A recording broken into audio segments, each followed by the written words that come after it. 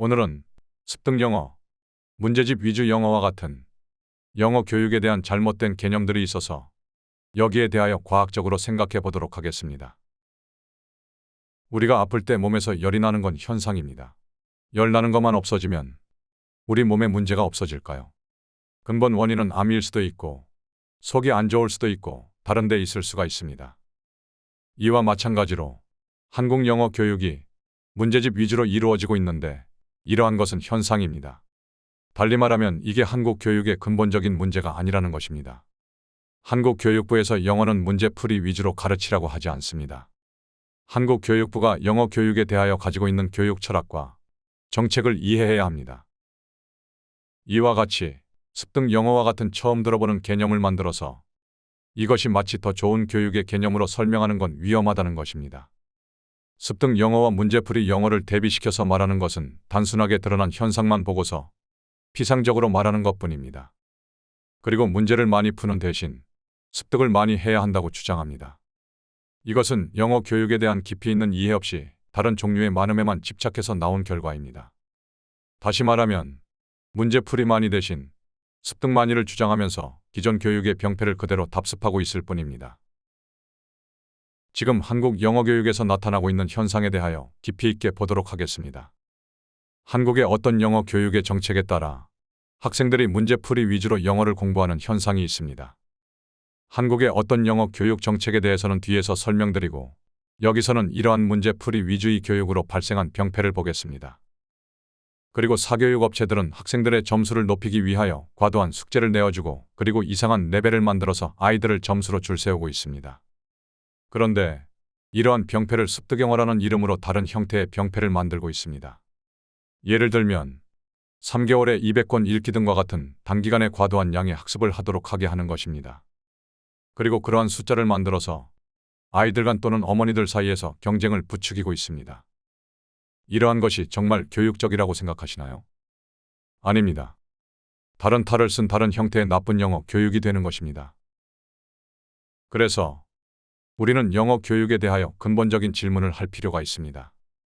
왜 한국 영어 교육은 문제풀이 위주로 이루어지는가입니다. 그리고 정말 올바른 영어 교육은 무엇인가에 대한 질문입니다. 이러한 근본적인 질문에 대하여 고민해야지 비로소 바른 영어 교육의 방향에 대하여 알 수 있을 것입니다. 현재 한국의 영어 교육 방식을 문법 번역식 교수법이라고 합니다.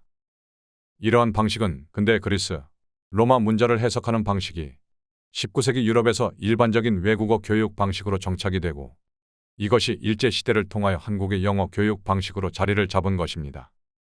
그리고 이러한 문법 번역식 교수법은 비고츠키와 같은 학자들에 의하여 교육 철학으로 뒷받침되게 됩니다. 예를 들어 비고츠키의 이론을 보면 인간이 지식을 배우는 데는 단계가 있다고 합니다. 우리는 모국어를 먼저 배웁니다. 그런 다음 그 모국어를 기반으로 외국어를 배우는데 외국어를 배울 때는 그 외국어의 문법 규칙을 배워서 모국어로 해석하여 그 외국어를 이해하게 된다는 것입니다. 그래서 이런 교육 철학을 믿는 사람들은 영어 초기 교육은 나쁜 것이라고 설명하고 있습니다. 한국 영어 교육을 정리해서 설명하면 다음과 같습니다. 첫째, 지식 습득에 대한 교육 철학을 기반으로 문법 번역식 교수법으로 학교에서 학생들을 가르치고 있습니다.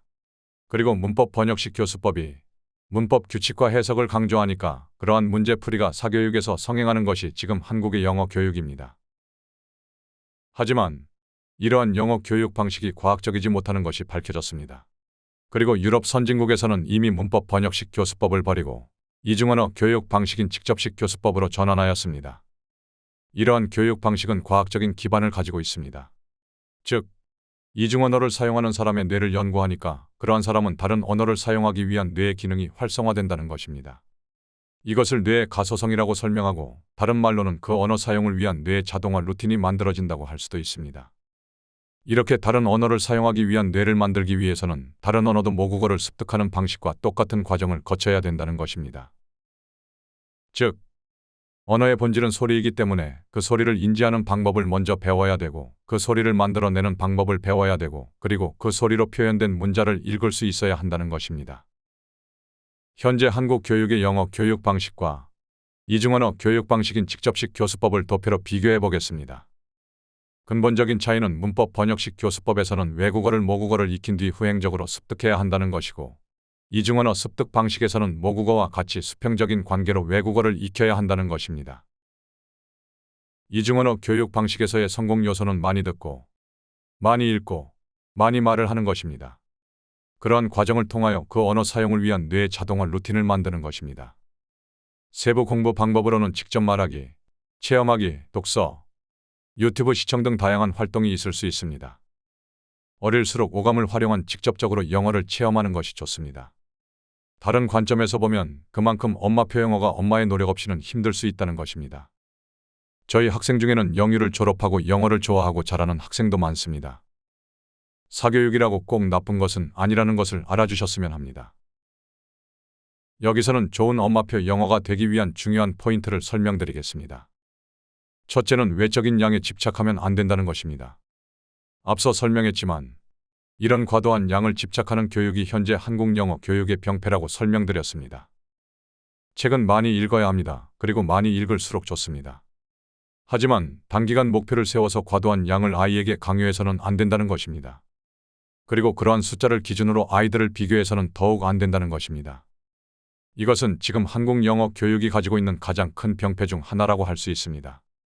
이러한 비교를 통하여 아이들의 자존감이 떨어질 수도 있습니다.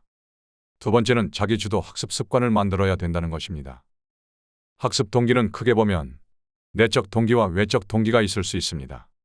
학생이 잘했을 때 일정한 피드백과 보상을 주는 것은 좋습니다.